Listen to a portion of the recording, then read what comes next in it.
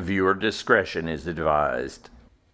You know, Heraclitus, he said, you can't step into the same river twice because the river flows, and when you step in the second time, you'll be in different water than you were in the first time. Heraclitus said, everything is in flux.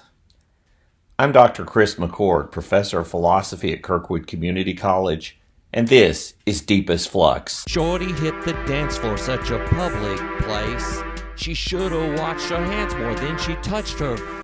Fyodor Dostoevsky was a Russian novelist, and he knew suffering.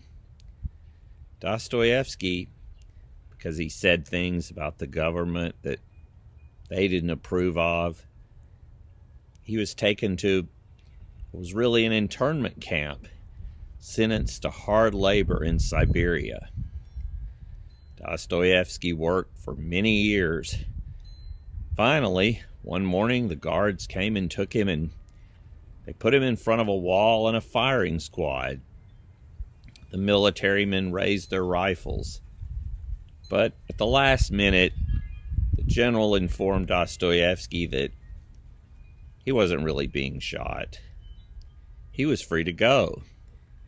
I guess this is just a way that a government can make its people afraid to show any kind of dissent. You scare the hell out of them, then they don't complain anymore.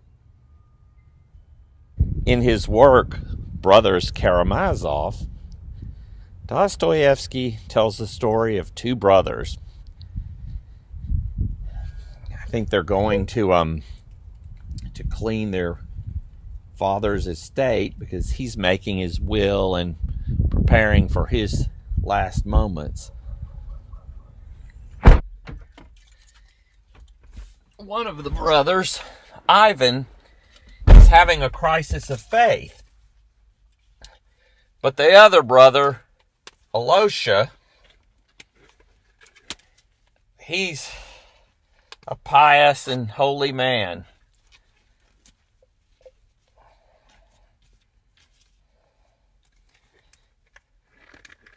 So they have a little discussion, and in the discussion, Ivan tells a story.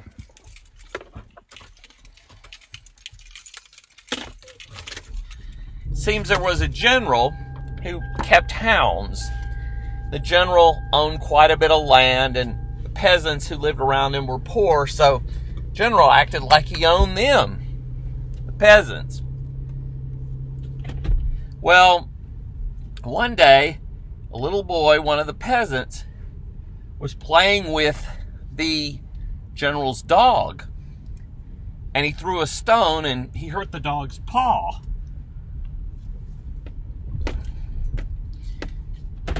Next day, the general finds out about it. He says, "Who hurt my dog's paw?" Little boy. General says, "Take him." General's men take the little boy off, and he spends the night in a cage. Next morning, they strip him naked. The general brings him out in front of everyone and says, "Go!" Little boy runs, and the hounds are released. The hounds rip the little boy to pieces while his mother watches.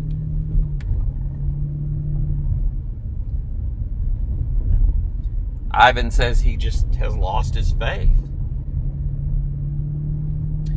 Ivan says, he says that if God gave him a ticket to heaven, he wouldn't accept that ticket on the condition of one poor little child suffering, of one poor little child beating his or her breast. Dostoevsky was not an atheist. He was a Christian philosopher using fiction to explore what is known as the problem of evil. So, what's happened to you? lost a family member or a loved one or a good friend? Have you had cancer, or do you know someone who's had cancer?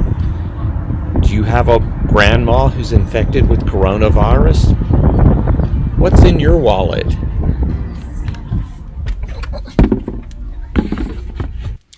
Problem of evil goes like this.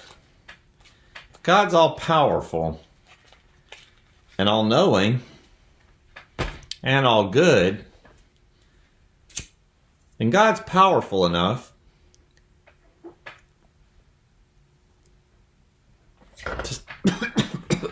God. Then God's powerful enough to stop evil. If God's all-knowing, then he knows how to stop evil. And if God were really all good, that is, if there really were a God, he would stop evil. But yet we see evil, pain, and suffering in the world. The problem of evil. If God is all-powerful, all-knowing, and all-good, then there should be no evil, no pain and suffering in the world. But there is evil, pain, and suffering in the world. Therefore, there is no all-powerful, all-knowing, all-good God. Before we go any further, my son Ethan is going to show us how you can cut a cigarette. No, I mean you can cut a lemon with a cigarette lighter. I need the actual. Don't show this. No, Ethan, they'll want to see. This was kind of stuff that happened in class all the time. I don't stay on topic. We've changed the subject.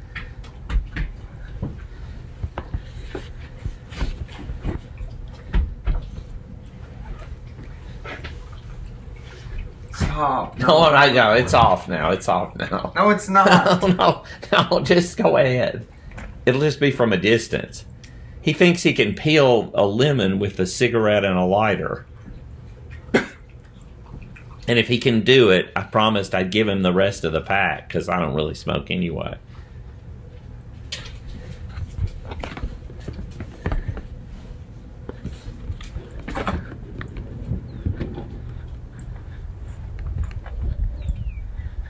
There, see? Oh my gosh. You did it by burning the cigarette? So what you do is you take the end of the light it. Careful, that Corona might be flammable, Ethan. I wouldn't light it too. It's fine. So what you do is you take the end of the cigarette, right, and then you light it on Yeah. fire. Yeah. And then, so this stuff, I don't know what it is, but it like hardens. Oh my gosh, it turns into like a blade. Yeah, see? How did you know that? It's a bar trick. A bar trick? Mhm. Like lawyers? No. Oh, like I have a trick, bar, like at a drinking bar. like Oh, yeah, that's good. Well, thank you, Ethan, for showing.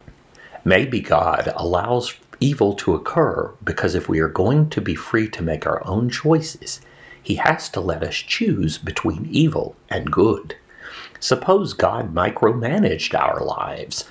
You can't cheat on your boyfriend, girlfriend, because God would interfere. He would make your texts confuse each other so you could never hook up.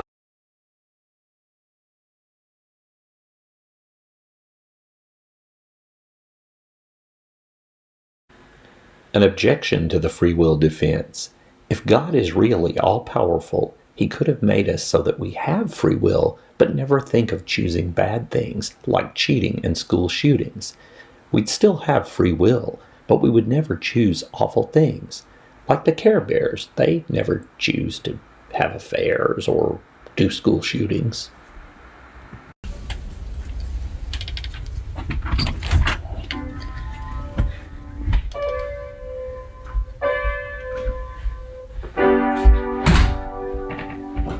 Oh, you're doing piano lessons? Yeah, next time, Yeah?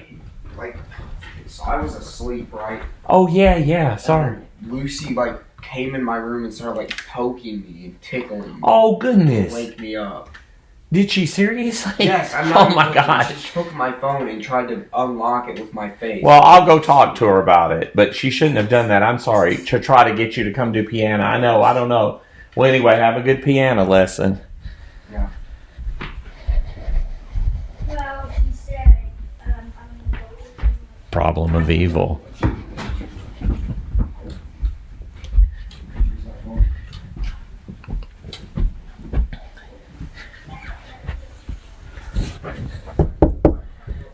Hey, Lucy. Ethan said that you were poking him and prodding him and with don't mind this. This is just the now. Wait a minute. No, but what is that true? Did you go in there and poke him and then he said you stuck him with a fork? I didn't stick him with a fork. Well, maybe I misheard that part. I don't know. Well, Lucy, we're talking about the problem of evil.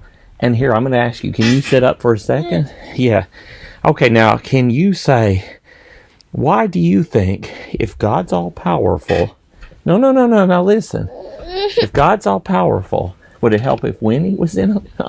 All-knowing and all-good, why do you think pain and suffering occurs in the world? Why does God let bad things happen, do you think? Because sometimes they deserve it. Like they've done something very bad and it's just to teach them a lesson not to do it again. Oh, that's interesting. Sometimes it can be like a punishment. What about the case where they don't deserve it, though? Oh, there's a doggy, Carissa. I'll get her on there, too. But what would you say about the case where they don't deserve it? I don't know. That's a good answer, Lucy. Reverend Billy Graham spoke at the Oklahoma City bombing site. Timothy McVeigh, he blew up the Oklahoma Federal Building. There was a daycare center on the bottom floor of that building. So all of those children were killed. And Billy Graham said the same thing that my daughter Lucy just said to you. He said, we just can't know why God allows pain and suffering in the world.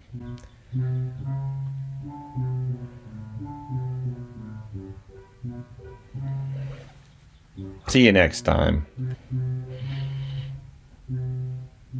You know, that piano doesn't sound so bad. That kid's getting better, I think. Has anyone ever given anything to you?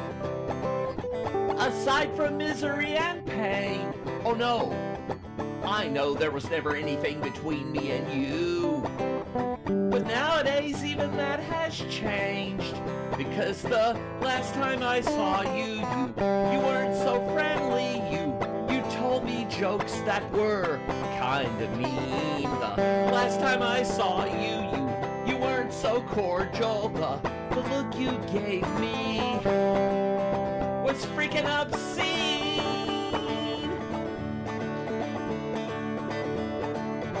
And the wave you gave to me, yes, that wave you finally gave to me was a wave of expiration. A wave to say, let's leave it.